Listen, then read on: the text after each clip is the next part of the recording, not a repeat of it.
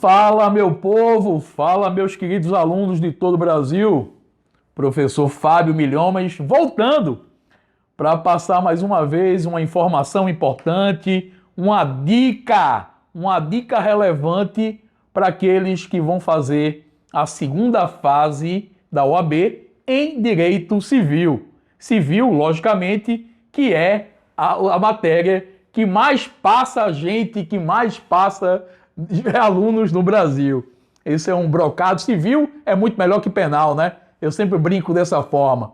Meus amados, saindo das brincadeiras, a prova está chegando e vocês sabem que mais do que nunca a prova da segunda fase ela congrega não apenas o conhecimento, mas a inteligência em poder fazer a prova.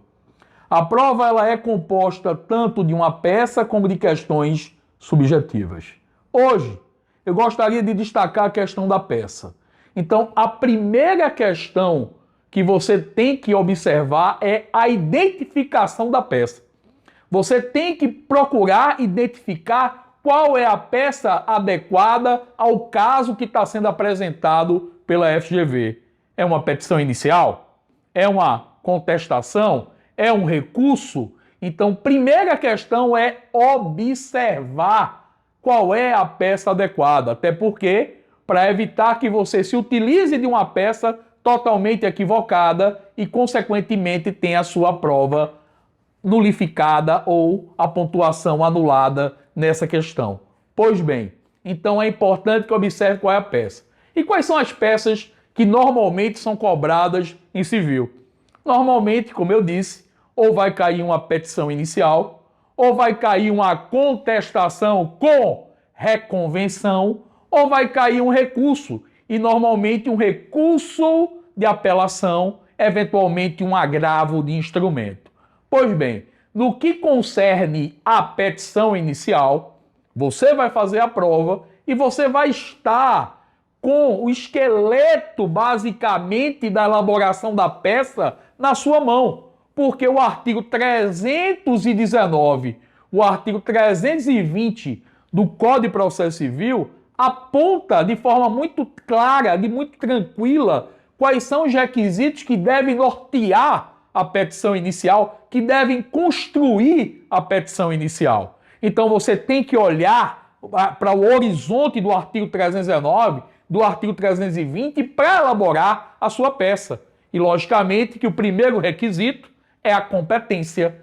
Você tem que identificar qual é a competência não apenas no aspecto material, como também a identificação da competência pelo critério territorial local. Então essa é a primeira linha, competência. Depois, torna-se mais fácil, que passa-se para a qualificação das partes, lembrando que a parte deve ir a juízo através de advogado, e o advogado deve ser constituído através de procuração.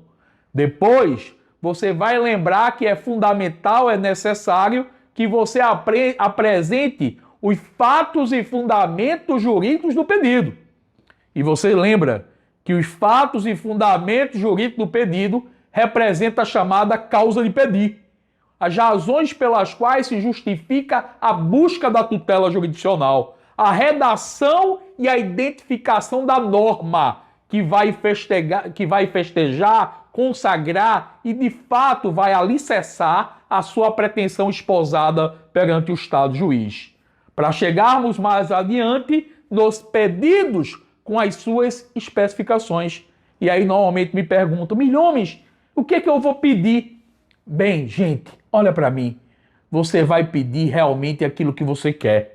O pedido representa, portanto, o próprio bem da vida perseguido, almejado, desejado pela parte em juízo. E aí eu passo uma dica até matemática que eu cobro, inclusive, no meu escritório. Quando você fizer os pedidos, faça de forma analítica, faça de forma organizada. Primeiro pedido, segundo pedido, terceiro pedido. Não faça tudo colocando num balde como se fosse uma coisa só. faça de forma espaçada, de forma separada, para que possa haver a plena identificação por parte, efetivamente, dos julgadores, por parte, efetivamente, da banca examinadora. Pois bem, depois do pedido, nós caminhamos para o valor da causa. Não esquece, toda causa terá um valor, ainda que não haja conteúdo econômico imediatamente auferível. Lembro que o valor da causa tem uma importância tanto fiscal como uma importância procedimental e que esse valor da causa tem algumas regras perfiladas a partir do artigo 291, 292 do nosso Código de Processo Civil. Então, cuidado com isso, observe qual é o valor da causa. Em regra, o valor da causa representa a pretensão econômica almejada pela parte em juízo. Em regra. Isso não quer dizer, portanto, que não possa o valor da causa ser diferente daquilo que você está pedindo. Por exemplo, numa ação de alimentos, aonde se pretende a pensão de R$1.000, o valor da causa deve corresponder a 12 vezes a pensão pretendida, ou seja, o valor da causa será de R$12.000. Mais adiante, para não esquecermos, temos ainda as provas, e nesse momento é importante, é singular, que a parte requeira, proteste provar o alegado por todos os meios de prova em direito admitidos, que a parte de fato requeira ao órgão jurisdicional e faça o efetivo protesto genérico, para que adiante ou alhures essa prova possa ser deferida e especificada. E por fim, para não dizer que não falei das flores, lembro que vocês devem ao final manifestar se tem interesse ou não na resolução da autocomposição, na resolução, ou melhor, na realização da chamada audiência de mediação ou conciliação, audiência que tem sua exegese no artigo 334 do CPC.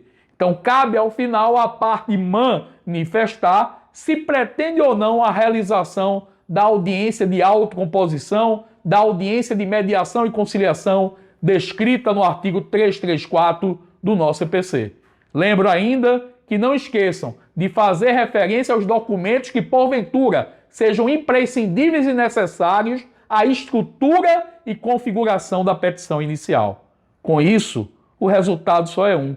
O resultado será a sua aprovação. Então não perca a visão dos requisitos que devem contemplar a petição inicial. Com isso, vocês vão ter, com certeza, grande aprovação.